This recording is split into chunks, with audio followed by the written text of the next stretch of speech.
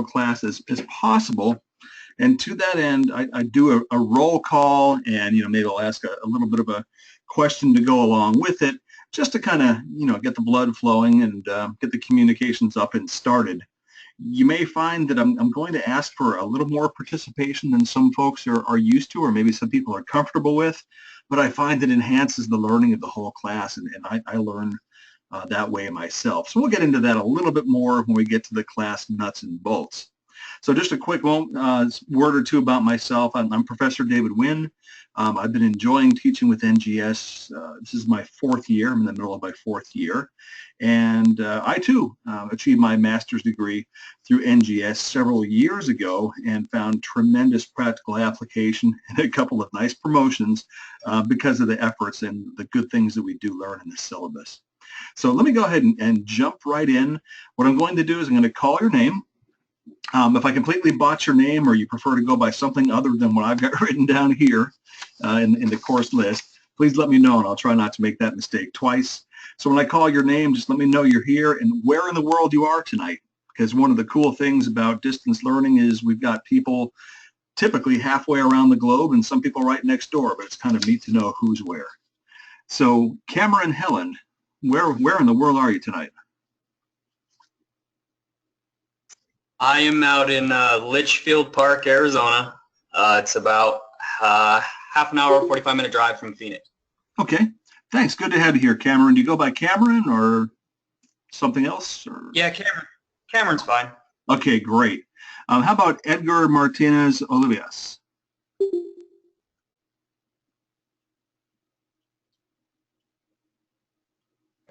Hi, I'm from Phoenix, Arizona. Actually a co-worker with Cameron. Okay, and do you go by Edgar, or what do you prefer to be called, sir?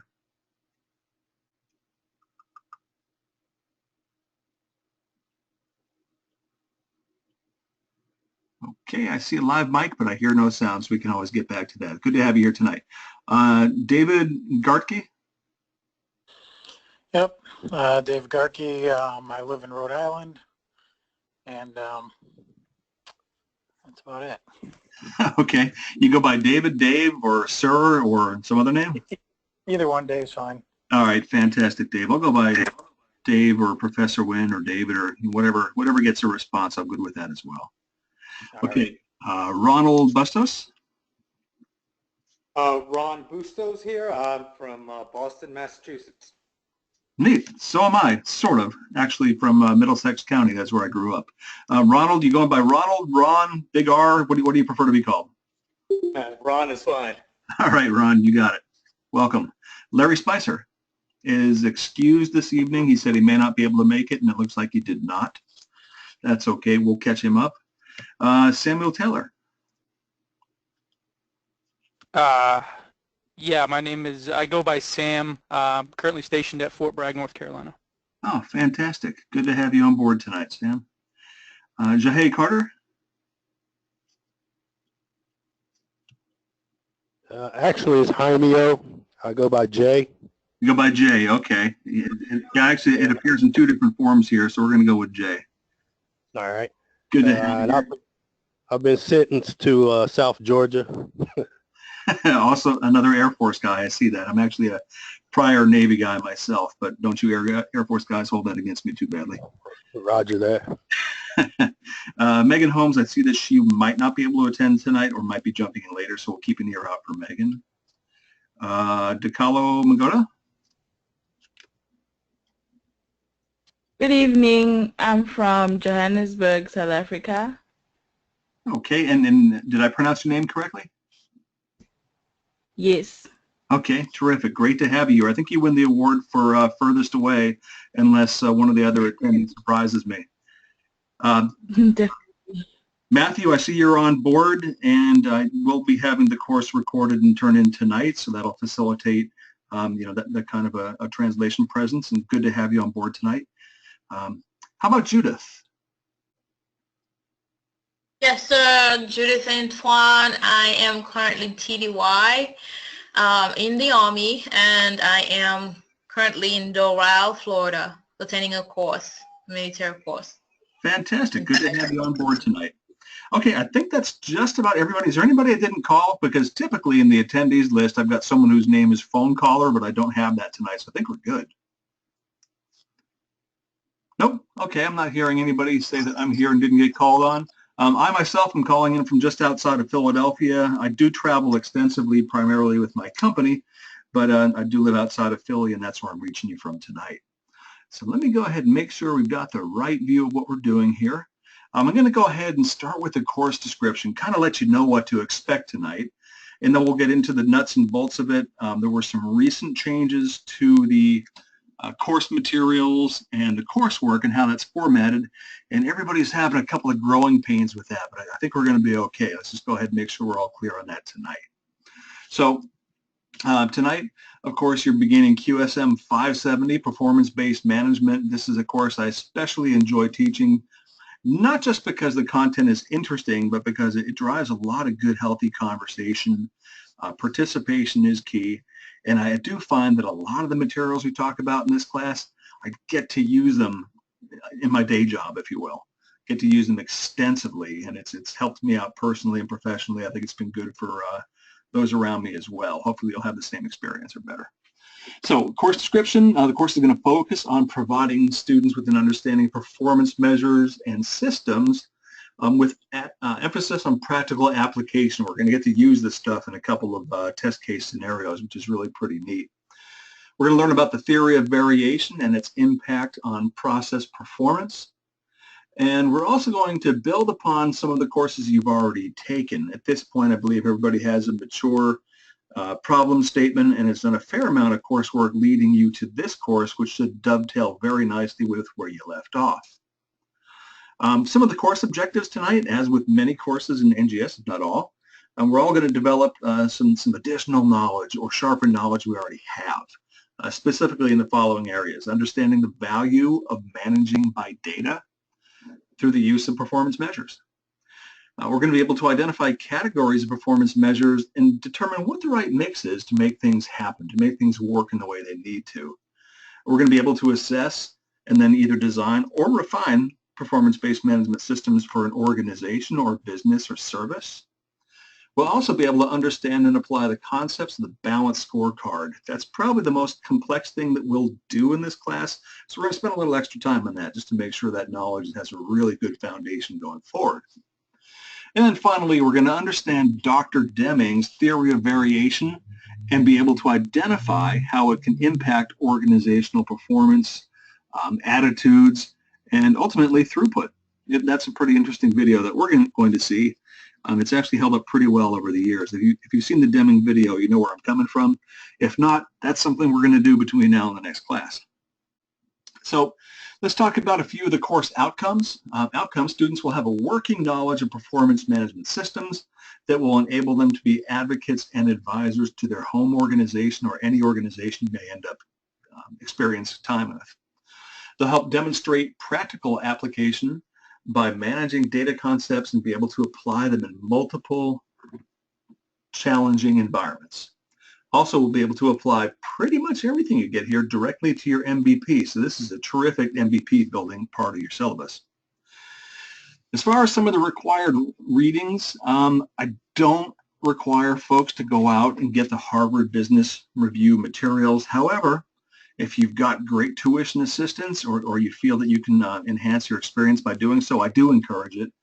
Certainly the Harvard Business Review materials are some of the best, most pertinent, and most current items that a student or a teacher can put their hands on. So if you have the opportunity, great. If you don't, it shouldn't impact you negatively in this course. Also online, you're going to find the Quality Toolbox. This is probably a place you've already been. If not, we'll find our way there and we'll use that a little bit.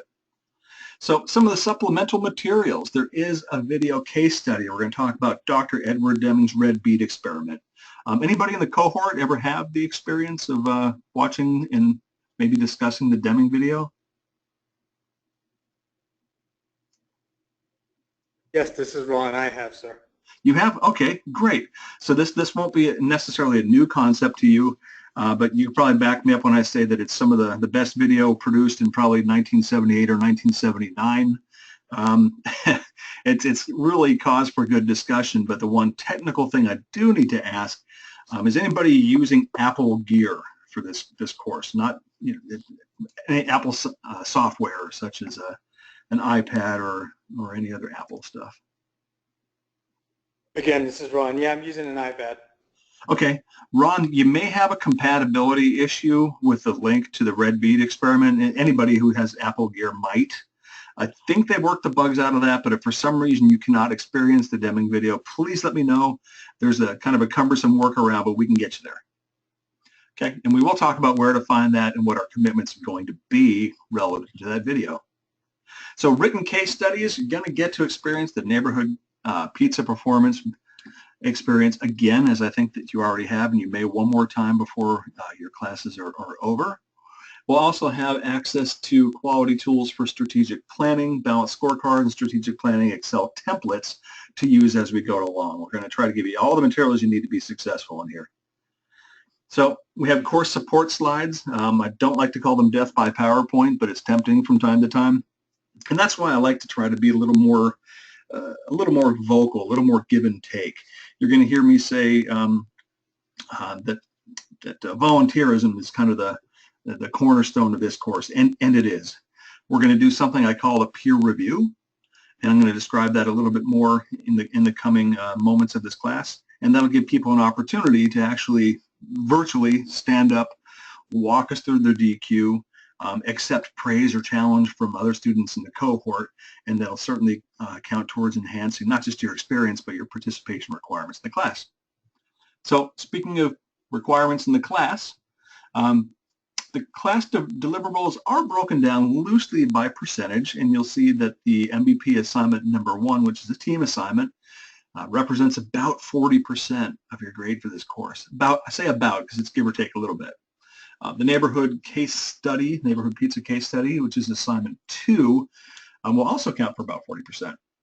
And then finally, your individual discussion questions and how you relate to your peers and give them constructive feedback, that accounts for the other 20-ish.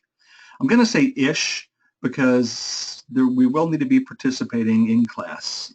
If you don't have the opportunity to speak up in class, perhaps you're deployed or have another reason why you can't necessarily speak up in class, we're looking for a little bit extra in the DQs. But certainly anybody who is live and in person in the class and can do so will be asked to be vocal and share their life's experience as we go through these different things within the course. So when we talk about class participation, students demonstrate that they have understood course materials and completed assignments. Faculty will post discussion questions and timelines for reply. Did have a question earlier down in the chat forum, and that was somebody had recognized the fact that I had the due dates out a little bit further than when they're due. The requirement is that we have the discussion questions in there by the time we articulate their due, but I leave them open a little bit longer, quite a bit longer actually, because from time to time we're going to have somebody who's deployed or has some other significant life event and they can't get to them right away, and I don't want to penalize anybody or hold up their progress in the course. So as long as we're all keeping on top of our deliverables and making our deadlines, we can leave that option open in case something significant and unexpected pops up. You'll still be able to fulfill your maximum potential in the class. So the team assignment 1, which is due by week 3, again represents about 40% of the grade. And in that assignment, just to kind of get you familiar with what we're doing, students develop a preliminary CRM, customer requirements matrix, for their MVP that will later be validated and refined during the measure phase of the project. That'll be 1 or 2 slides. Determine and list measures the champion uses to currently monitor performance related to the MVP. Develop a list of common and special cause factors that may impact the MVP performance. And finally, be prepared to discuss team mentoring session week 5. We'll have 2 deliverables per team, which will be presented during week 5. And the first one will be the team assignment we just talked about. And then the second one, which is not due for some time, so we're not going to get into it too much tonight, is again the neighborhood pizza case study. So let's go ahead and take a look at a few of the other things that we're going to experience in the class. The assignment schedule, here it is. We're going to start talking about deliverables. Probably a good time to grab your favorite pen or wherever you would want to write some notes. certainly bookmark this page. So tonight we're going to talk about roles, introduction to performance measurement and managing by data, categories and different types of measures, and also customer and stakeholder-driven metric and your MVP and how it applies. Not too much prep to do for this class, although if you did happen to look ahead into the Quality Toolbox text or the Harvard Business Review Pocket Guide, you're a half step ahead, but we're all going to catch up with you. So week 2, we're going to talk about the theory of variation and measurement culture. Week 3, how to establish and refine performance measurement systems. Week 4, review processes. And then my favorite is week 5. That's when the teams get to present their presentations and they get to do most of the talking. I get to enjoy and learn from you. So let's talk about a few of the things that do happen in distance learning, particularly when we have folks who are all around the globe and serving in different capacities where they may not always be able to be here. We do understand that. I myself finished a number of homework assignments during Operation Enduring Freedom when I could find a Wi-Fi signal and get my things turned in. The school is very, not just tolerant, but encouraging of that.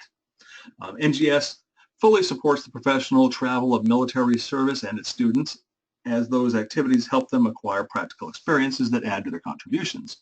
When it is necessary for students to be absent for professional or military obligations, they should inform faculty, that's me, as soon as possible, and also take steps to complete the assignments which replace in-class participation. So if you can't be here live and in person, I'm going to look for a little more in the DQs, and certainly we can discuss the content of that should that happen. Those absent from team assignments must make prior specific arrangements with other members of their team as well. Every member of a team will be contributing to the final team presentations and certainly carrying at least their share of the creation of those products. Note, course final grades are due from faculty members no later than 5 days after the course ending date, and the reason I mention that, I wholeheartedly encourage everybody to have all their deliverables in on time, right up to the end of the class. I don't want to hold up the whole class from getting their grades if we have 1 or 2 folks who are straggling, so we're going to try to keep on top. So let's talk about weighting and criteria of team assignments. Team assignments need to conform to the details in the assignment itself. When in doubt, print it out and check it off as you go. Make sure you're satisfying all the requirements of the project. Demonstrate understanding the material covered in the course to date. Provide linkage to course and program project. Demonstrate teamwork. I'll say that again because it's important. Demonstrate teamwork. I want to make sure we're all carrying each other. Sharing of assigned tasks and content creation. If it ever becomes an issue, let me know privately. We'll take care of business. Team assignments are evaluated on quality, not quantity. Although there are minimum quantities, there's no penalty for exceeding that requirement. Just let's not try to be too wordy to where we lose focus. They need to include correct grammar and spelling and incorporate graphics and supporting text where it's appropriate to do so. They need to be submitted on a timely basis, and they're weighed for evaluation as follows on a 5, 4, 3, 2, 1, 0 scale, 5 being the ultimate, unique, concise, superior analysis, incorporated research, down to 0, which means you didn't turn it in, but that's not going to be a problem here. Your previous professors tell me you guys are really on top of things, and this will be a great experience for all of us. Individual assignments, pretty much the same criteria, only you won't be sharing that with your teammates who'll be wholeheartedly and wholly responsible for your own individual deliverables.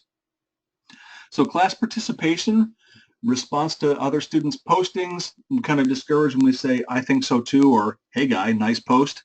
Certainly challenge each other, argue if you must. That brings really good conversation up. Or be supportive where you feel it's necessary. But by all means, if you're going to take the time to answer or respond to somebody's DQ, add a little value to it in your own personal way. Be creative. Class participation is also valued on a 5, 4, 3, 2, 1 scale. 5, again, being incorporation of unique comments, superior analysis, good grammar, and punctuation. We're at a master's level here, so that's the expectation. Academic honesty, cheating, and plagiarism. it says to refer to the appropriate national graduate school policies. You don't want to get caught up in a plagiarism trap. And by that, I mean, if you're going to use somebody else's intellectual property or somebody else's literary property, give them due credit. That's fine. We can do that if that helps make the point, but don't forget to do that. You don't want to get, again, caught in a plagiarism trap of any sort. So let's go ahead and move around a little bit. Let me see if I can make you dizzy switching pages. Let's talk about the course materials. Now, is everybody able to see my screen okay? I know it might come across a little bit small. I can bump it up some if I need to.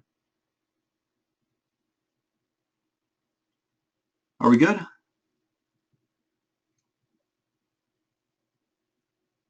Good, sir. Okay, thank you very Yeah, much. I can see it. Thanks, Judith, and the other live mics who are about to see it. Cool. Glad we've still got you here. Okay, so we're looking at course materials. If you want to get a jump start on the next course, you're welcome to do so. I'm sorry, I should say the next class. And under course materials, you will find the lesson slides for the weeks. You will find the backup materials you need to do your project, such as the neighborhood case study, the balanced scorecard template or example, if you will. The red bead experiment, something we're going to experience between now and the next class. It's right here.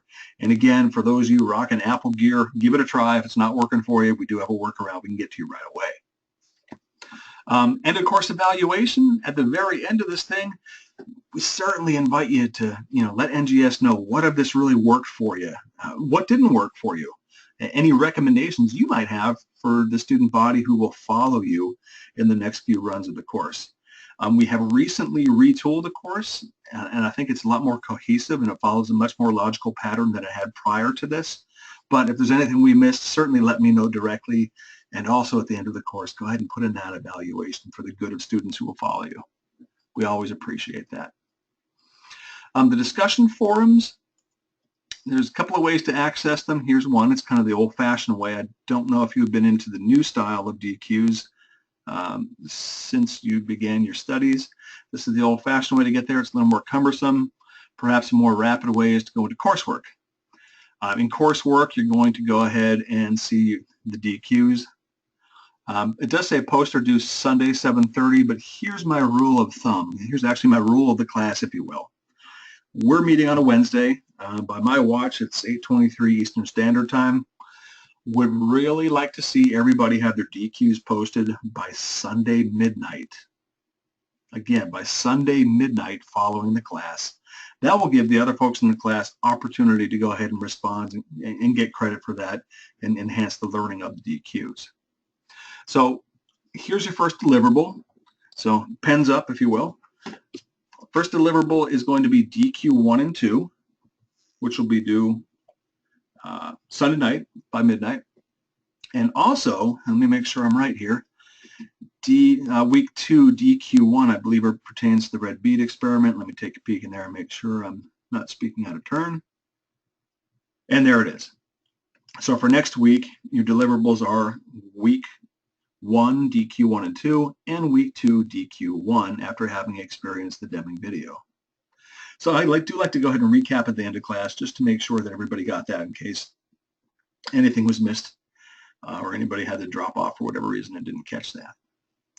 You will find some definition of team assignments in here. None are due yet. The first one is due week 3. I wouldn't stress too much about that at this point because a good deal of what you're putting into them will be material we cover tonight and next week. So if you try to complete it now, you might miss something from the next 2 classes. I encourage you not to do that. But there's certainly nothing wrong with building a framework if that's what the team desires to do. One other thing that we do need to have are the required academic agreements. It looks like 9 out of 11 students have completed, and that's actually a record. Typically, it's about 50% by this point, so you guys are already ahead of the curve. If you're one of the 2 who has not completed, you know who you are. Let's go ahead and get that taken care of as well. That is a new requirement with the class, so please work to make that happen. Sir, Yes. your dates reflected July. Is this correct? Nope. In fact, a moment ago, I was saying how the due dates will be the Sunday evening after class. And the reason that I've left the ability to post until the end of July is in case anybody has to miss a good amount of the class, I don't want them to not be able to post. So the post will be due the Sunday after the class session. Okay, so that's a good copy. My connectivity is not so good tonight. It's been coming up garbled, so thank you. Oh, no worry. I get that as well. And what I will do at the end of the class is go ahead and put a little reminder what the deliverables are, for the benefit of anybody who wasn't here or anybody whose connectivity suffered a bit during the class. So I do appreciate the follow-up question. Okay. So another thing that I like to do, since we're doing the best we can to be as close to a terrestrial class as possible, usually about 45 minutes into class, between 45 and 55 minutes into class, we try to find a good stopping point and take a good 5-minute break to go get something cool to drink or take care of biological matters, whatever you need to do. We're going to go ahead and do that in about 10 minutes. But first I want to ask if anybody has questions about where to find materials for the class or anything that we've talked about thus far.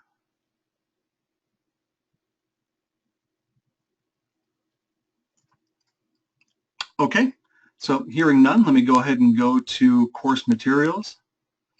And I've actually gone ahead and pulled up a PDF of the first week.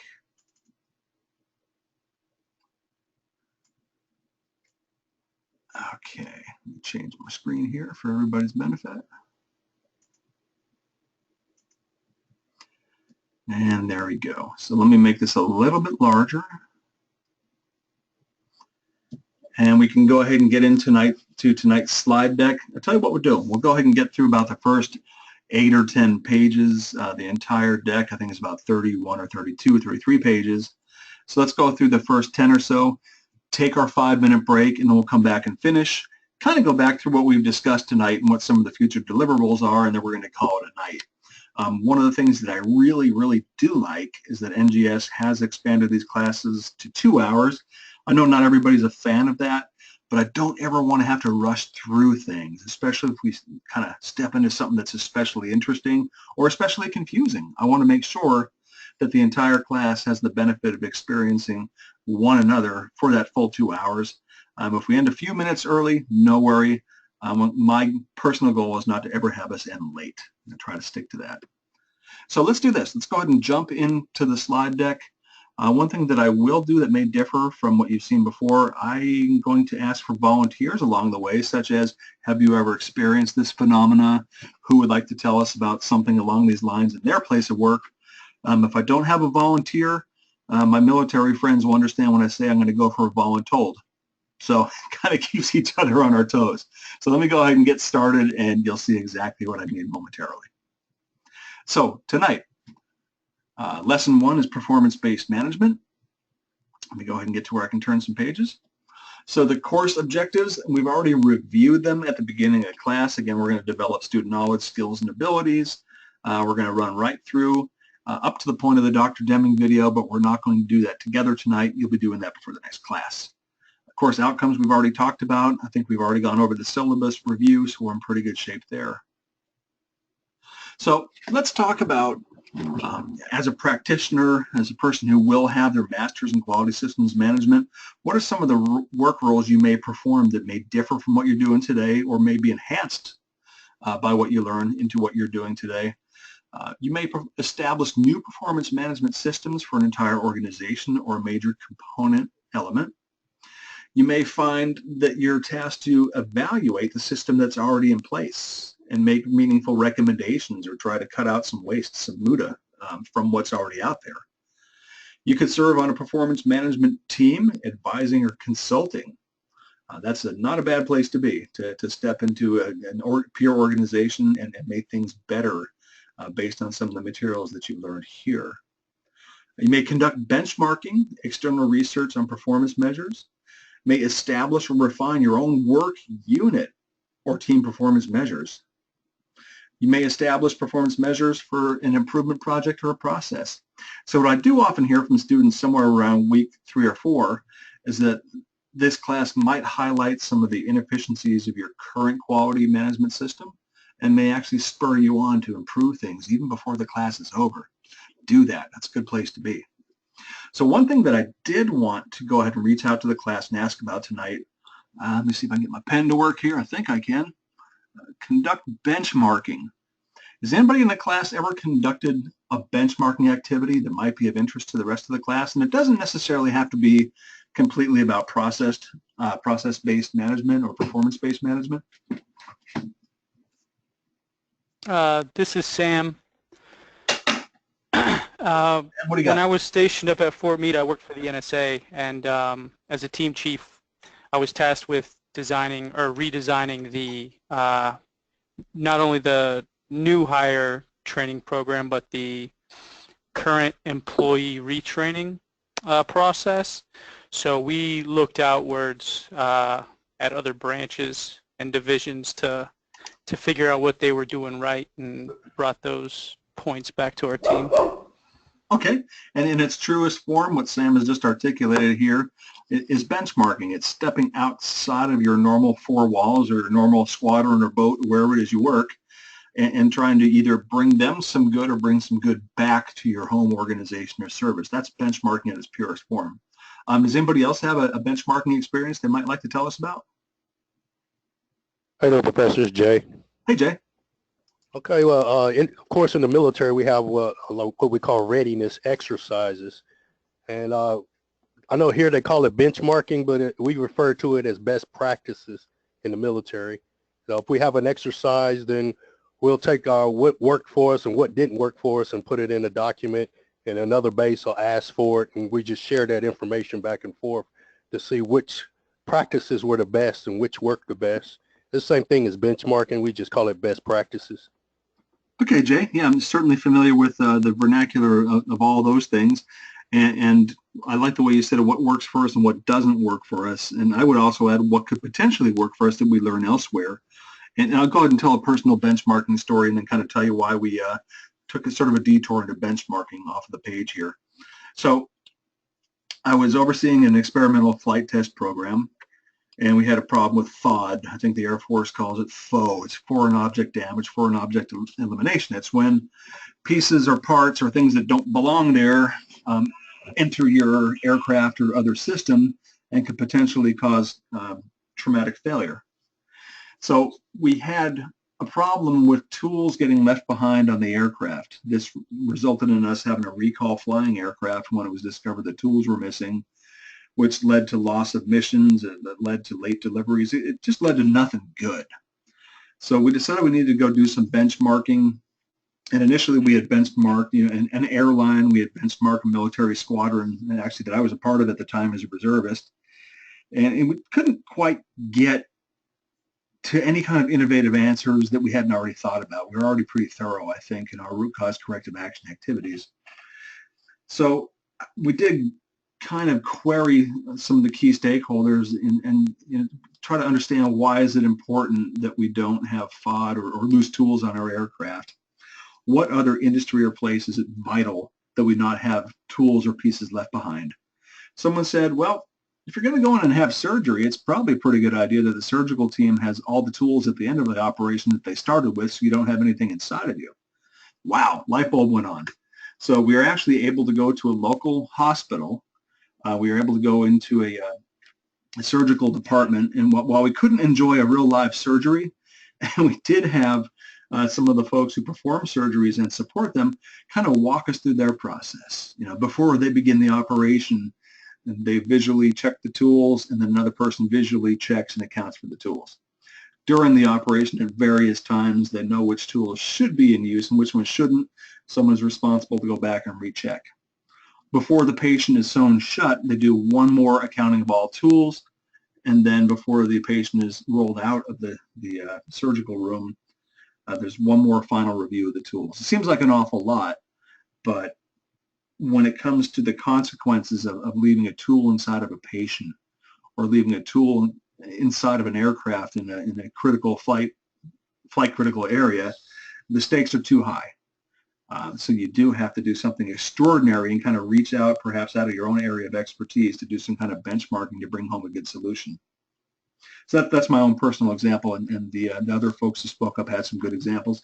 And the reason I like to stop and spend some time here is you may find that your performance measures are stale. You may find that you had them forever and don't really know why you have them. You just know you do. You may want to consider benchmarking at a facility or an organization or a service that's very different from what you do, but has the same kind of significant impact, the same significance, and go perform some benchmarking in those areas. Anyway, it's a little detour we like to take, try to spur some thought, and I do appreciate you sticking with me through that. So some questions you might be asked as a practitioner of quality systems management is, what would you recommend as an approach to establish an enterprise-level performance management system in an organization that doesn't already have one? Can you build one from the ground up? You may be able to do it. You should be able to do that, at least in a very basic way after this class. If you're asked to make improvements to current approaches for managing performance in an organization, how would you proceed? Sometimes the toughest thing to know is where to start. We're going to talk all about that. What measures are necessary to manage your team or office or unit or service successfully? What measures are necessary to manage a project or process? And what are some of the pitfalls or misnomers that you would want to avoid along the way? And finally, can you suggest some tools or ways to improve our measures? These are things you may be asked, and you're going to have some really good answers at the end of this course. So what is the relevance of this particular course, this QSM 570 to your MVP? Well, it's going to enable you to identify and evaluate the current performance measures the champion organization uses. You may find that there is nothing better than the measures that are already being used, or you may find that there's some changes you can bring about that'll help. Other relevance to your MVP is we're going to utilize concepts and tools to assist with writing and refining your problem statements. We're going to talk about that in a minute. Current state data collection, and developing and recommending performance indicators in the control phase. So managing by data, this is something that was covered probably extensively in EDU 501, and then building on strategic planning, QSM 581, aligning performance measures and strategy. So when we talk about writing or refining problem statements, I think we have 3 teams in the cohort. And let me see. Do have team 8, is it HAM or is it HAM? What's team HAM? Somebody tell me about that.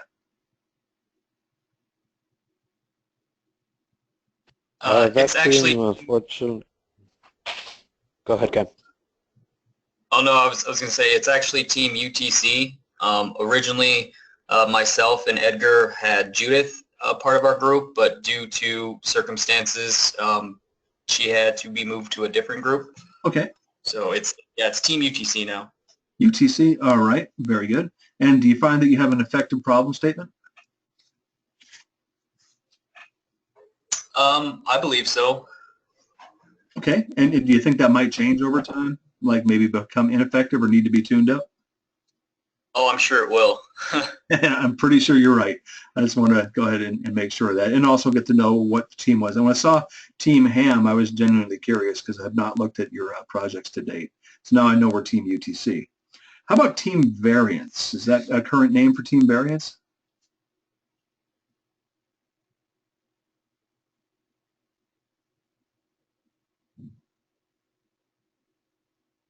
Yeah, that's current.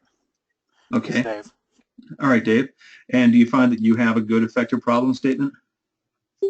Yep, it's good. Okay, and Dave, when you look at your problem statement, are you able to pluck some measurables or potential measurables out of it? Yeah, we've updated it once or twice, so it's pretty good right now. I'm sure it'll evolve as we go, but we're pretty solid.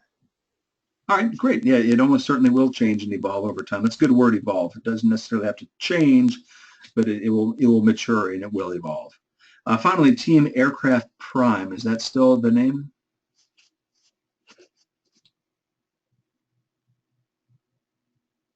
Yes, sir. All right, Jay. And same question: do you have the best possible problem statement you could ever have, and will it drive meaningful metrics? Well, we might have to refine it a little bit. You know, Okay. with collecting some of the data I've run into some issues with private contracts, and they don't like people in their business. So I think that's what we call an opposing force. Yeah, and like everybody said here, and everybody said willingly, and I'm glad to hear the flexibility. The problem statements will be refined over time. I would be very surprised if any team with a really good MVP finishes with the exact same problem statement that they started with. They mature, they get better, they become more effective. And certainly if you ever come to a point where you change your problem statement to a point where you're not sure what the measurables are anymore, you might want to take another look and make sure you do have measurables you can drive out of there. Okay? Hey, thanks for speaking up. I'm liking this. You guys are more participative, if that's a word, and I think it is, than most, and that helps. That helps keep things flowing and helps cement understanding. So let's talk about a few big concepts. I think everybody's heard what gets measured gets improved. That's absolutely true. What we're talking about here is that measurement is the essential for all organizational decision making. There are things external to the central chart here. We're talking about the core value of ISO and standards and Baldrige or Baldrige prep activities. What we're going to kind of lean into here is that all management decisions are based on measurements, and measurements are based on the collective and collection analysis of data. So let's talk about how that flows. Let's talk about how these measurement things flow up. So I'm going to go backwards and then go back through it forwards one time before we leave this slide. And this is a good slide to bookmark and maybe go back and refer to at some point. So business results are usually articulated by measurables. They can be bottom line, they could be cost of non-quality, they could be effectivity of corrective actions. But business results, what comes out of the end of the pipeline, is typically a measurable where you can say, I did X parts per million better this quarter than I did last quarter. Give everybody a raise. Or we met our goals, whatever the case may be.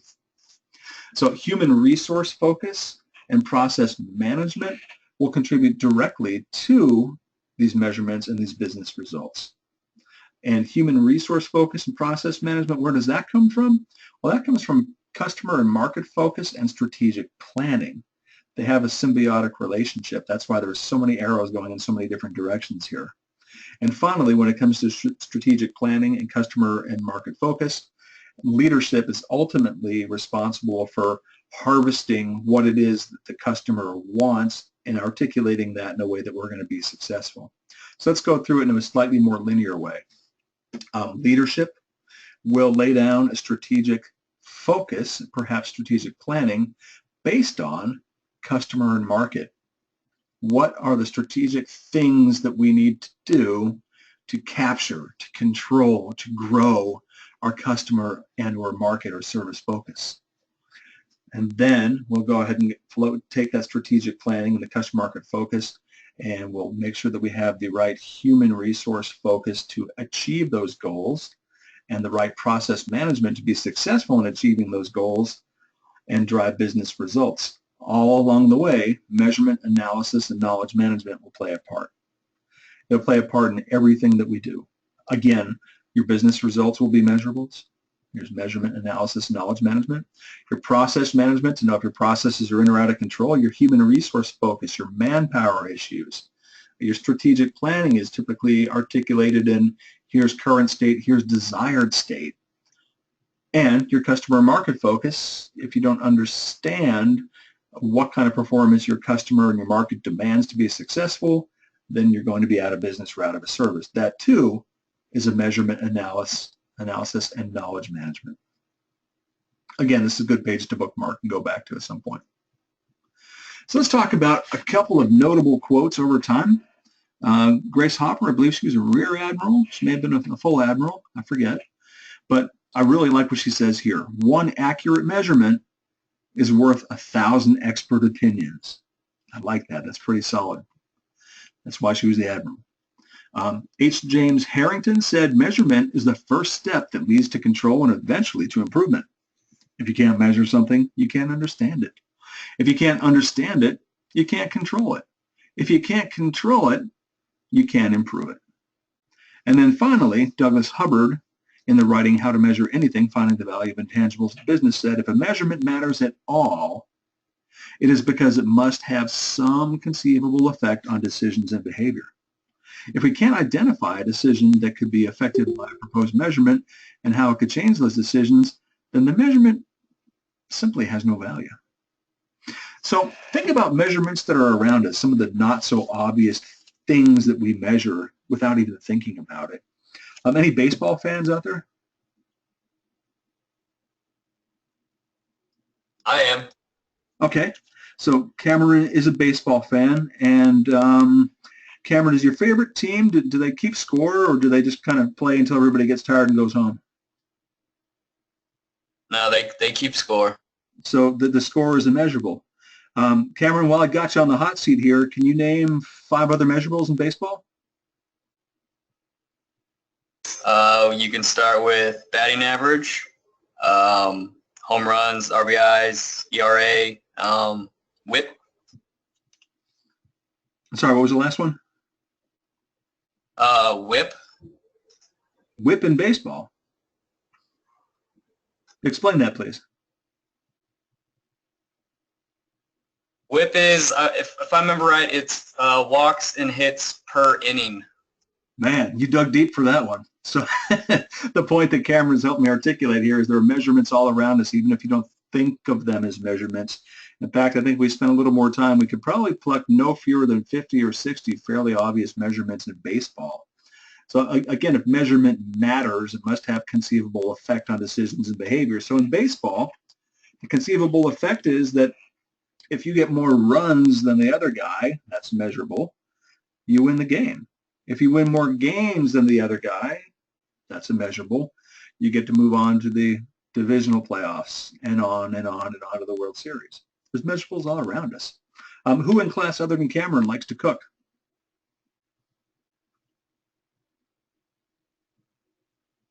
Edgar. Edgar, you like to cook. Right on. What's your favorite thing to cook? Just depends on the mood or whatever I have at my disposal. Let's say you're in the mood to really impress somebody with what you cook. What's going to be?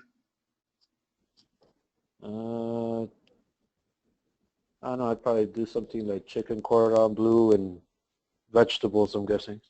Cordon bleu, you got me there. So what measurement, let's keep the train of thought here for measurement. What ingredient in cordon bleu, if you put in, let's say 10 times too much, would ruin the whole thing? Salt. Salt? So how do you know how much salt to use? Just either a lot of people use salt by dashes. Okay, so there is a measurable.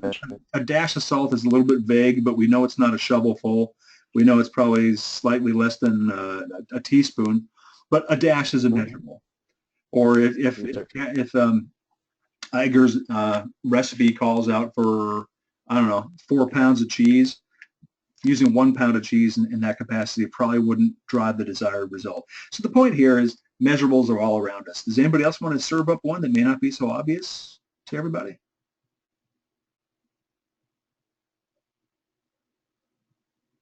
No?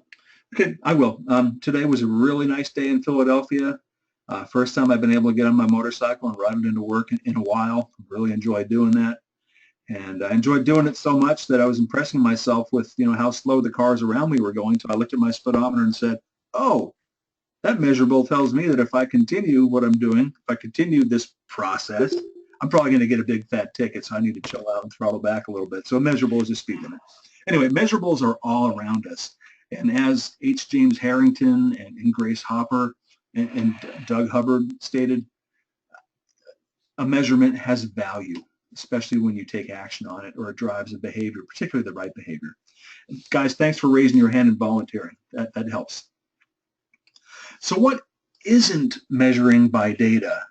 It's measuring by gut feel. It's measuring by tradition. I would ask people if anybody's ever heard we've always done it this way, but I'd be surprised if nobody had ever heard we've always done it this way.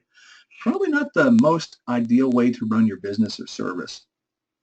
By the loudest voice, by type A. Yeah, I can talk louder than everybody else. That's managing, but not by data.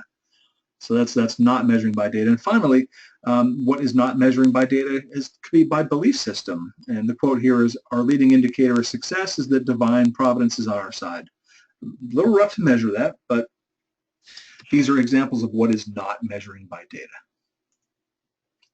So there's a lot of good reasons to measure. like we said, we don't want Edgar to service some really salty cordon bleu. That's going to just ruin the whole experience. And when Cameron's watching baseball, it doesn't end in a tie for very good reasons. So those are good reasons to put measurements in place in those life examples. Some others, some of these are pretty obvious, some not so much, is to determine what needs to be improved. It's to measure the progress that already happens, positive or negatively. It's to motivate. It's to know where one competitively stands. It's to tell a story. It's to articulate the story that you're trying to get across to people. Measurements increase credibility. So if you run a business and you're selling anvils, let's say you're the Acme Anvil Company, you can tell everybody that you build the world's best anvils. And they'll say, how do you know that? And you'll say, trust me, I do. That's probably not going to sell more anvils. But if you're able to say that market studies have shown that we outsell and outsatisfy the competition by 5 to 1, boom, there's a measurement. There's a little more credibility in those statements. They foster accountability, and they comply with regulatory or compliance standards. And finally, and the whole crux of this course is that measurements improve decision-making. That's huge. As Peter Drucker said, you can't manage what you can't measure. So concepts and definitions differ. So let's spend a few moments on this. Like strategic planning, there is no standard approach, and variation exists organization to organization, service to service, commodity to commodity, within and across industries and cultures. In our course, we're going to cover general industry accepted concepts and terms. Some of your terms may differ. We already talked about a couple of them tonight. I say benchmarking, you say best practice, and we both know what we're talking about. So for example, for HR professionals, performance management could mean personnel evaluations, incentives, motivation, which is different than what we're doing here. This kind of performance management we're talking about, it's all about processes and throughput and input.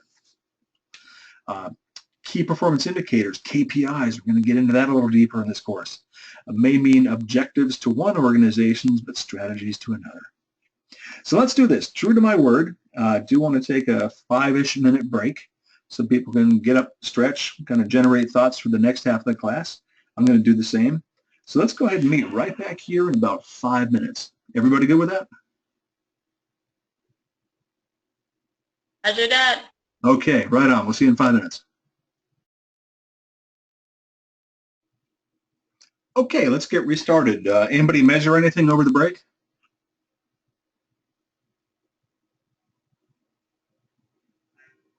Nope, I did. My favorite baseball team is losing 2-0. That's measurable. I don't like, but lets me know where they're standing. That's kind of what a measurement does for you. So that might sound a little bit geeky, but that's measurement. So concepts. Who's your team?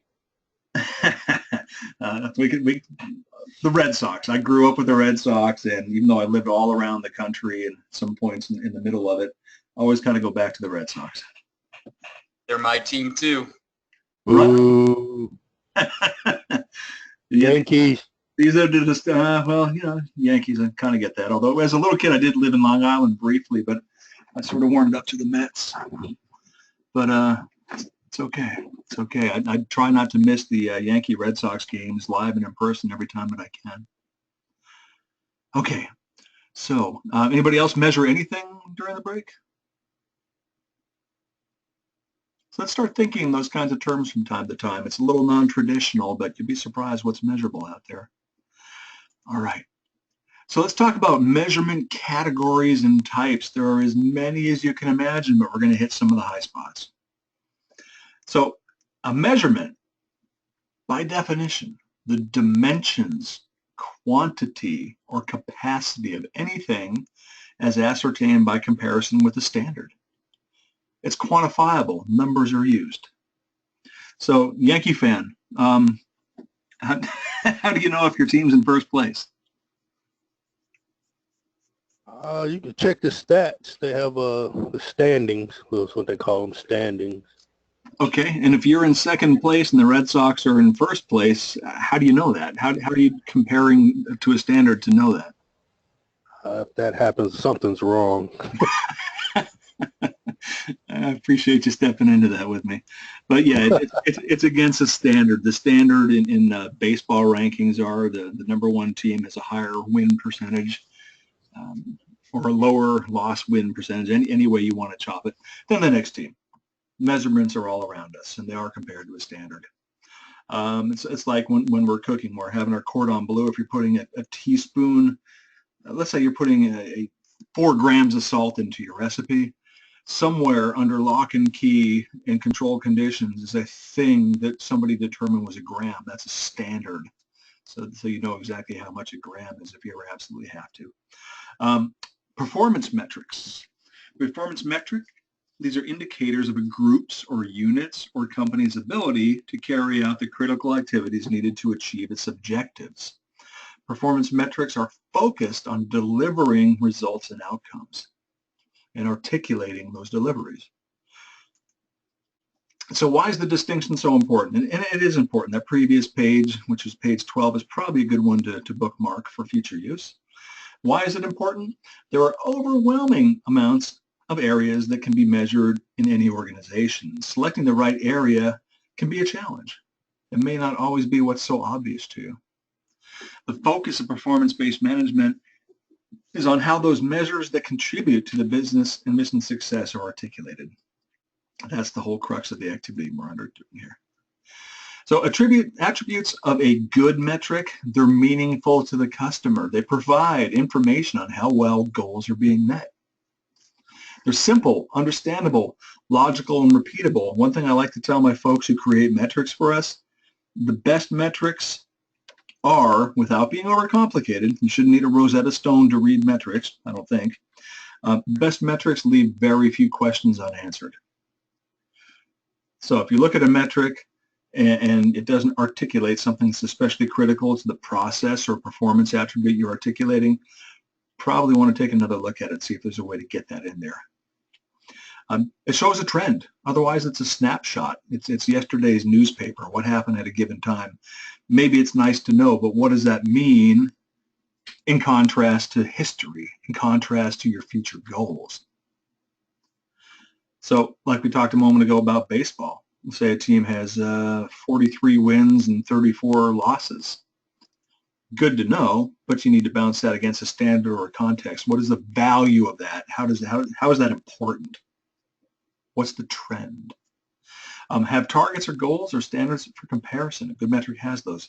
A good metric is unambiguously defined. It can be as simple as labeling your axes if you're using that kind of a metric. It can be as simple as drawing an arrow on the face of your metric. Which way is good, up or down? It's not ambiguous. It's well defined. A good metric has data that is economical to collect. So I think a lot of us have experienced activities where there are so many metrics that people spend as much time creating metrics as they do building or processing the product. A friend of mine terms that analysis paralysis. If you're looking at too many things and it's taking too much time to look at those too many things, you can paralyze yourself from actually making progress. A good metric is timely and drives action. So what are some of the essential characteristics of a good measurement? Well, achievement of an overall feel of urgency and perpetual improvement. So if you're into ISO and AS9100, Rev D's coming up, look out. It's all about perpetual improvement. So when you have a metric and you draw a performance line, you should have a line that's going to give you some prediction of what future performance will be. And is that in the direction of improvement or degradation? Important to know, it can be acted on that way. Other essential characteristics include undistorted collection of primary information throughout the operations area. They involve all the right folks. Typically, metrics are not derived by one person, created by one person, articulated by one person. Typically, everybody who is a stakeholder in a process or product has an interest or an involvement in essential characteristics of metrics. They provide visibility of measurements. They measure what's important. These attributes, these characteristics come from Tom Peters' writing, Thriving in Chaos. So leading and lagging indicators, this is going to be fun. I enjoy this part. I do. Lagging indicators, that's like the pull toy behind you when you're a little kid. It's like the dog, the toy dog that's on a leash behind you. It's lagging behind you. You've already covered that territory. It kind of gives you a reference to what's happened. Whereas leading indicators are what's in front of you. It's that kite that's flying in front of you. It's that goal that's kind of futuristic or literally in front of you. So lagging indicators, by definition, measure reporting results or performance that has already happened. A lagging indicator has already happened. It's a historical view. It's downstream in nature. And while it says it can't influence direction, I could argue that. If your lagging indicators tell you you're going in a particular direction, you may want to change your course based on what those lagging indicators will tell you. But it's not arguable, I don't think, that a lagging indicator tells you something that's past. It's already happened. Leading indicators, predictive in nature, provides insights about future performance or results, enables managers to influence direction of performance. A leading indicator typically is used upstream the process, and they're drivers for lagging indicators. So tomorrow's performance of today's leading indicator will become the next day's lagging indicator. Wow, I actually said that without stuttering on it. So let me ask you this. Someone who hasn't spoken up yet tonight about baseball or cooking or benchmarking or anything, maybe somebody who hasn't spoken up tonight can tell us a little bit about what a lagging indicator in their organization might be.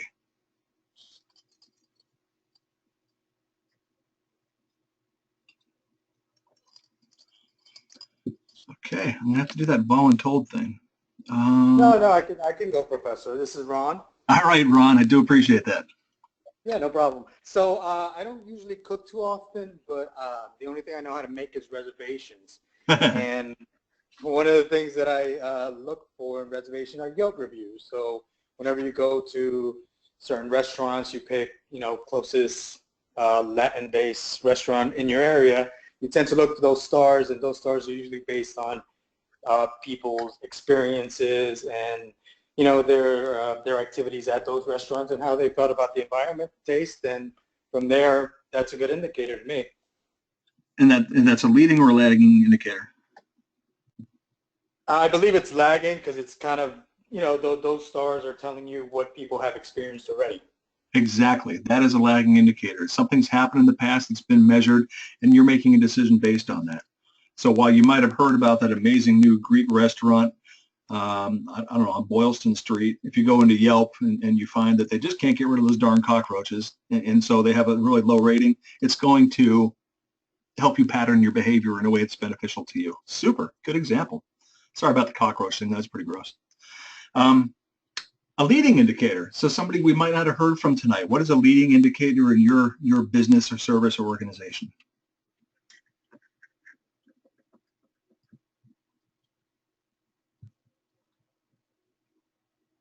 I'll tell you, in all fairness, I'll go ahead and serve one up. One of the leading indicators in my business is flight readiness of the squadrons that are populated by the aircraft that we build at my facility.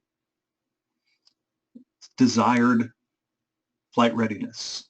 So the Marines might say we have a desire, of course, of 100% flight readiness, but our leading indicator, our goal, if you will, is to have a 95% flight readiness factor. And so for us, we need to do all we can to help them achieve that futuristic goal. So who else who we might not have heard from has a leading indicator in their business or process or service? Sir? Yes. I have a question. Comment might be. So if I'm in Intel, and so you're gauging your team, and because I'm trying to make it more of having a military perspective, because we talk about business, so I'm trying to put that military spin on it and putting it into a context where I would understand it. So if you're looking at my team, it's an Intel team, and you're looking at lagging and leading, would you say, because we're dealing with information, so if something is wrong within the system, because we're pretty much working with individuals and systems, so how would you categorize or looking into lagging, I'm trying to gauge and measure those two types. Okay, without getting too deep into your area of expertise, what does your leadership tell the organization is an indicator of success? Like what are you? That leads into so many.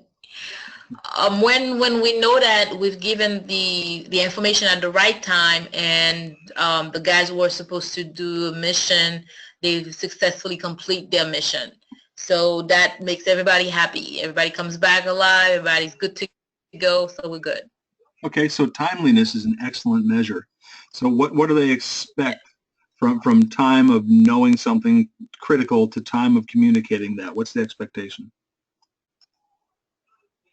Depends on the mission they have to accomplish. Okay. So if it's yes, then you will see what when the information needs to be, and as they're getting ready to roll out. So say, okay, for example, I have an example. So for when we're deploying or when we're deployed and the teams have to go out to deliver some supplies. Mm-hmm. So they have a timeline to meet because those guys on the other side are waiting for that. So we timed it in a way that we will provide that information for them to know the status of the roads, and then being able to get out there and proceed with the logistics support in a timely fashion and get to their point without any incidents. Okay, so perhaps the timely fashion is the expectation is that they have the intel you provide 8 hours before the mission. Let's just say that's a hypothetical measurable. So that would be a leading indicator. If your goal is to have the intel to them 8 hours before the mission, that's a leading indicator. Yeah. Now, historically, if you discover that we're actually, instead of the 8 hours they want, getting them the intel 4 hours before the mission, that's a lagging indicator, which tells you that your performance maybe isn't what it needs to be. Okay. That's kind of my ballpark guess at that. I don't know a whole lot about what you do. I mean, I was a maintenance control chief before I retired, so I had some idea. But to pull a leading and lagging indicator, your customer has expectations. Those expectations usually measured in time or quantity or percentage of success. Those are your leading indicators. They're their expectations. What you're actually delivering to them or have delivered to them already is a lagging indicator. Okay. So I hope that's helped a little bit. Does anybody else have maybe a good example of a leading or lagging indicator that might help cement this for all of us? Even someone who's already spoken up, anybody? Yeah, so this is Dave. We have a whole set where I work of leading indicators, and we actually rate them. Each one of these gets rated every month, and it's rated by best in class, low risk, medium risk, high risk. So just an example, one of them is PPAP. So we work in aerospace, and so we have production part approval process, and that's a leading indicator because we do that so that we don't have problems or issues come up during production. Okay, so PPAP, you said production part approval process? Yeah, so you look at the design failure mode and effects analysis and the process failure modes, and if that could happen during the process, and you rate all those, you risk grade all those, and you make a PPAP package up, and so you do all that preemptively so that you don't have an issue when you go into manufacturing. Okay, and are they typically leading or lagging indicators, or a mix? That'd be we count them as a leading indicator. Okay, lead time is a leading indicator. All right. Okay. Yep. Any others before we move on? So yeah, we have 18 leading indicators that we use. So it just depends on what department it is. Like all our leaders have to have leader standard of work. That's considered a leading indicator for us. Make sure everybody has standards that they work to every day. We also have, let's see, corrective actions, preventative actions. CAPA, gotcha. That can be both. That's a leading indicator for, timely closure of preventative actions and corrective actions, and then the lagging indicator, and that would be you're doing the analysis after the stuff happened, you're doing the corrective actions. So from that perspective, it'd be a lagging indicator. Absolutely. You've got it. And those are good examples. Okay, let's go ahead and move on. So let's talk about some common categories of measurement. Your vernacular, your examples may vary some, but this is very basic, common categories of measurement. And like I like to say, and you've already heard me say it at least twice tonight, this is a good page to bookmark. This is something you're going to want to revisit at some point if you're struggling to describe a type of measurement. So if you're measuring efficiency of a process, you're measuring the ability of an organization to perform a task or the ability of a process to yield a result. That's efficiency. It's typically expressed as a ratio of actual input versus planned input. Effectiveness is a measure of the ability of an organization to plan for output from its processes, and is expressed as a ratio of actual output over planned output. Quality, near and dear to our hearts. Whether a unit of work was done correctly, criteria to define correctness are established by the customers. Typically, it's expressed as number of units produced correctly over total number of units produced. So if I build 100 anvils at the Acme Anvil Company and 3 of them are defective, what's my quality rating? 97%. So if you wanted to flip that and see what my defect rate was with those same 100 anvils and 3 of which didn't do well, that would be a 3% defect rate. Timeliness, whether a unit of work was done on time. Criteria to define on time are established by the customers or the next receiving organization or your champion. Timeliness is normally expressed in numbers of units produced on time over the total number of units produced. Productivity, the amount of a resource used to produce a unit of work. Outputs over inputs.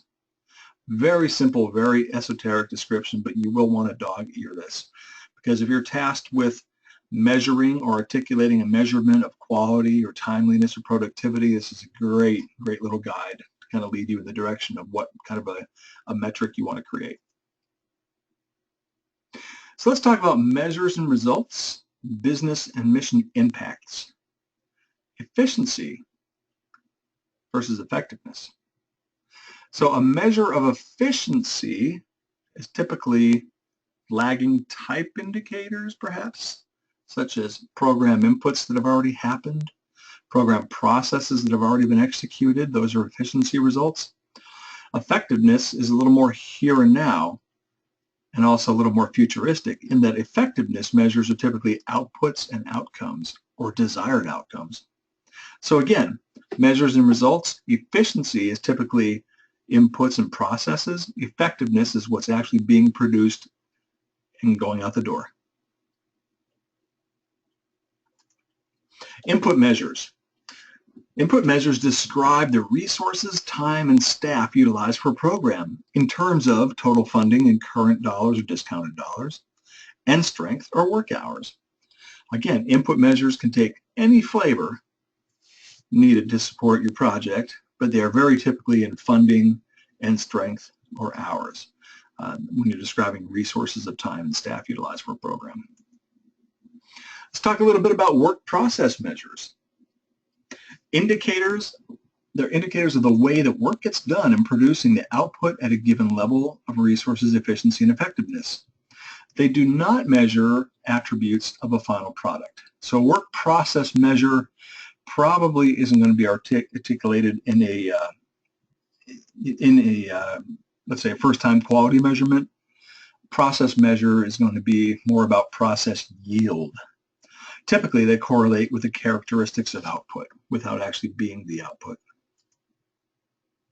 A little more on work process measures. They typically refer to internal factors of production, because it's really easy to assimilate this production, such as labor, capital, workflow, technology, and training. Output measures.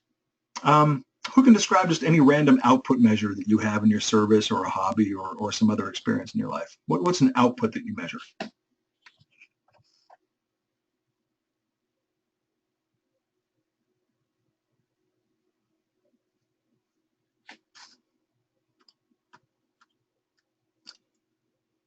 Okay. DeKello, we haven't heard from you for a while. Are you still with us?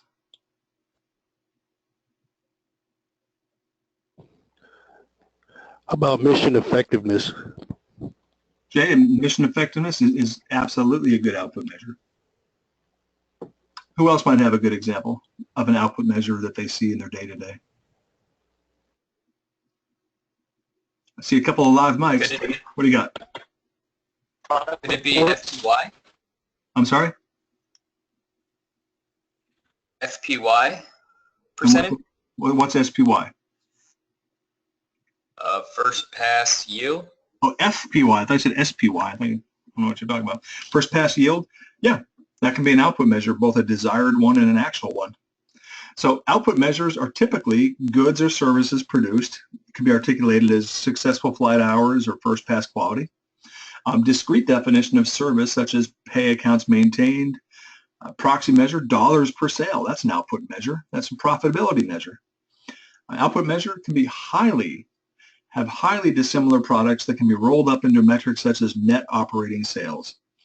So let's say you want to know how profitable Acme Anvil Company is. Well, we build anvils and we build horseshoes. So you would do some kind of a mathematical aggregate of the anvils and horseshoes and what the profitability was to see what the company profitability was. You can have highly dissimilar products that are rolled up into a metric such as net or overall operating sales or revenues. So outcome measures, the direct results achieved by the product being produced with the given characteristics, with the desired characteristics. The effective output against given objective standards, such as material readiness rate or a health status of eligible population. Outcome measures. Impact measures, how the outcome of a program affects strategic organization or mission objectives. So this is another good page to dog ear here. We're going to spend a moment on it. Measurement is also about ensuring that the right things are measured. So let's take a look at this model for a moment. On one axis, we have pursuit of appropriate goals and doing the right things. On the other axis, we have use of resources, doing things right. So down in the ineffective quadrant, we have a state that's usually not desired, pursuing the wrong goals, and it's inefficient or not producing enough or they're expensive. So an ineffective goal achieved inefficiently could be pursuing the wrong goals. Up in the upper right-hand quadrant, as articulated by a green check, which in the stoplight chart world kind of means this is a good thing, whatever it is, pursuing the right goals and efficient, such as high return on investment or cost efficient. So you'll find that ensuring the right things are measured, your maximum output in this example would be efficient and effective use of goals and resources, pursuing the right goals and efficiencies. You may not visit this one again in your MVP, but it is a good one to take a look at. If you're trying to determine if you're measuring the right thing, maybe see where that measurement falls in on this sort of mini risk model, if you will. Performance measurement is not about numbers and calculations so much as it's about understanding outcomes and what's driven those outcomes, trade-offs, and how to use this understanding for continuous improvement of the organization and its component processes. So a statement down here from VF Ridgway says there is a strong tendency to state numerically as many as possible the variables in which management must deal. That's kind of that analysis paralysis we talked about a few moments ago. You don't need to state numerically as many as possible. You need to state those which are most vital or contributing to a desired end result. So we can talk about financial measures, aka bottom line. That's a measurable. That's, you know, your company or your service is profitable. We all get to go back to work and pay our mortgages and send our kids to college. That's financial measures. Customer measures of parallel importance, I would argue quite often. If we're satisfying our customer, they're going to buy more or want more or need more, which keeps us relevant. Marketing measures and sales measures. How do we grow the business? Product and service quality measures, we talked about some of those earlier, manufacturing measures and supply chain measures, innovation measures, IT measures, other support process measures, all different measurables that are part of most any organization whose job it is to improve a process or turn a profit. Again, the level at which you're articulating this it's customizable. It depends on your audience. If you're talking to the highest of the high executives in your organization, you're likely going to talk about the financial or output measures and how that's satisfying the customer. If you're talking about someone who's a little more in the weeds and wants to get into your processes, you're going to find yourselves at the other end of the little pyramid. Okay, so let's talk about relationships of measures. This is kind of a neat chart. So you're going to see how leading kind of turns into lagging. In fact, if this reminds you of SIPOC, you're in the right place because it's very much like SIPOC. So leading measures could be inputs such as funds or skills or attitudes or climate. Those can be leading supporting inputs, processes, activities, behaviors. Process performance such as quantity, quality, timeliness, and cost. These can also be leading indicators. Moving towards the lagging indicators or the lagging attributes, you'll have your outputs, products, services, inventions, patents.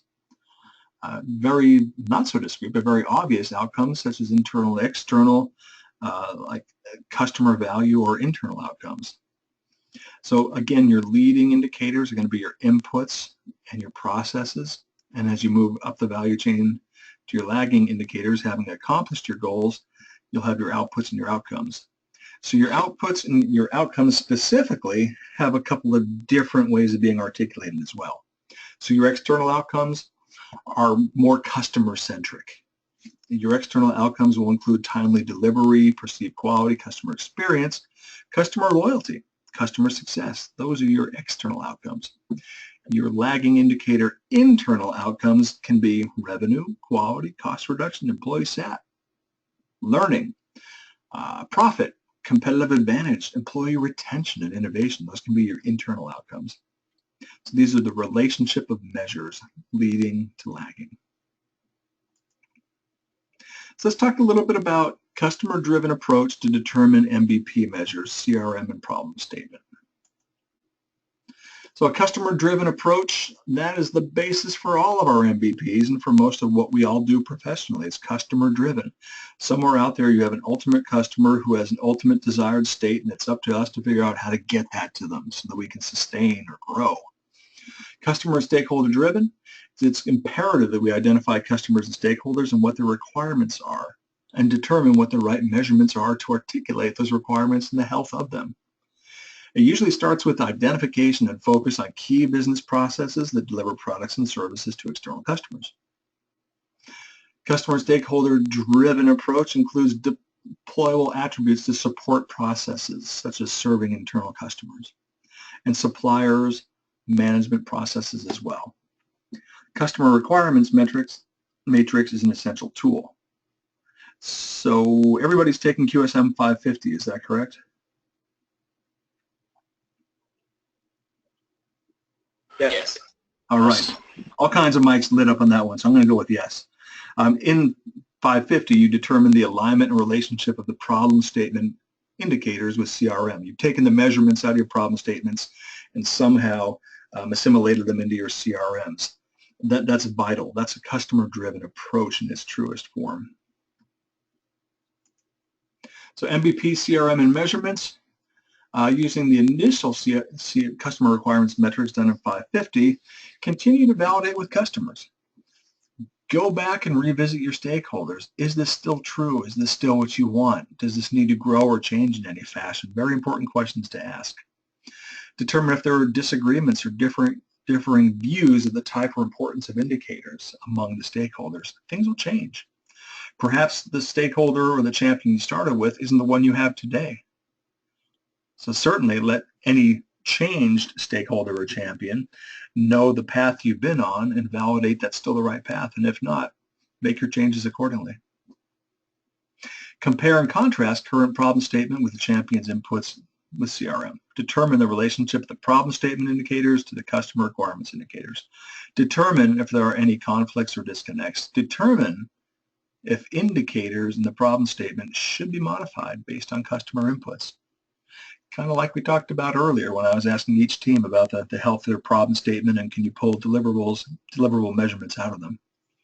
This process may extend through the measurement phase of the MVP DMAIC lifecycle.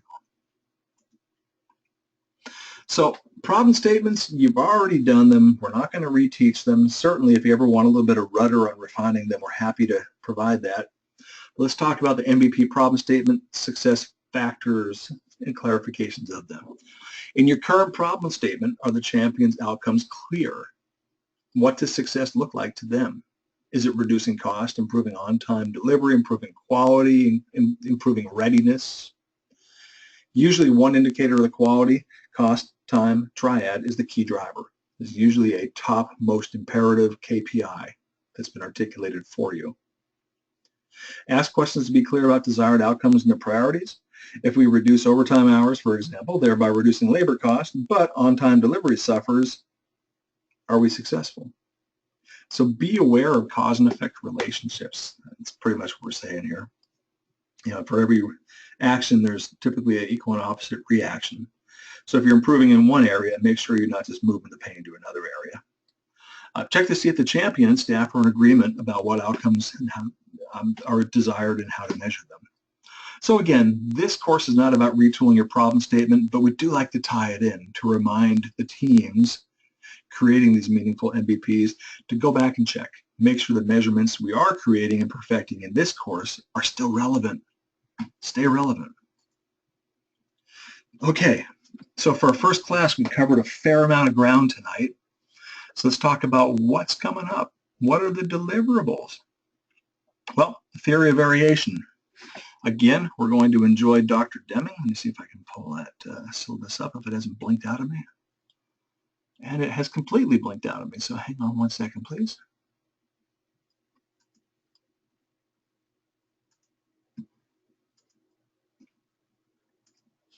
Okay, sorry about the delay. What to do is go around the class and ask if anybody would like some clarity or like to review anything before we move on. And once we've asked everybody, we'll go ahead and call it a night. So on that note, Judith, anything we can review for you or go over that might help? No, sir. I think I'm good to go. Okay, super. Let's see. I see that Matthew is in the chat function. And Matthew, if you have a question, certainly you can hit us up in the chat function or otherwise, whatever works best. DeCello, anything that we can give you clarity on this evening? Yes, with the output measures, I was asking if feedback could be an output measure, whether good or bad. Sure, absolutely. Absolutely. In fact, you kind of triggered something that I usually mention around the second or third class, but I'll mention it now.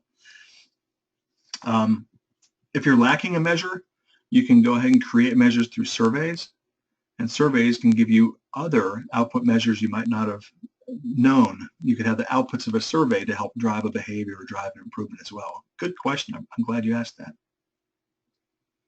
Let's see, Megan is not with us this evening. Jay, anything that we can review or go over with you? Oh wait, Megan, you did make it. What am I saying? Been here. I've been here for about an hour. Okay. The only question I have is, and you may have already said it, and I'm sorry if you did, but for the discussion questions, when are the replies due? Are they due on Sunday as well?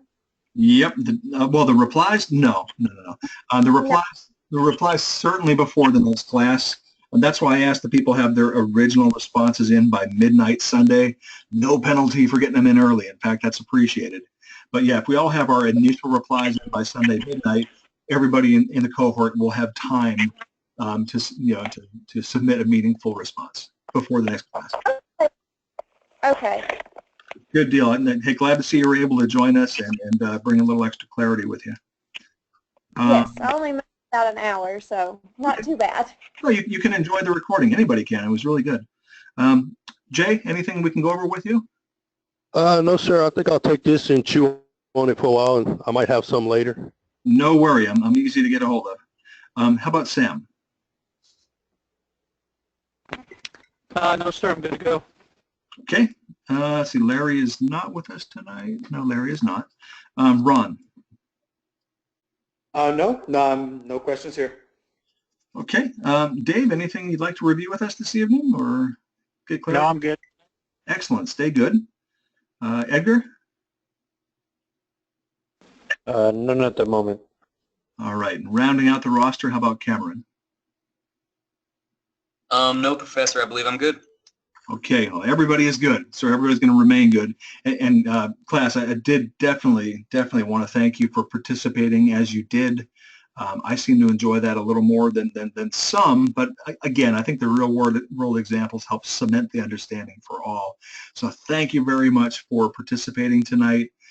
Everybody seemed to be alive and kicking and just ready, just like we were in a room, eye to eye, face to face. I love that. Certainly anybody who would like to lead a peer review on a DQ, especially if it's not something in your comfort zone, raise your hand for it. Let's do it. It's a good supportive way of getting the not just the DQs understanding cemented. It's a good way to have your voice be heard and share your opinions with the rest of the cohort. And there's tremendous value in that. So on that note, I'm going to say thank you one more time, and let's do it all again next week. Night, sir. Good night, everybody. Good night. Good night. Good night. Good night.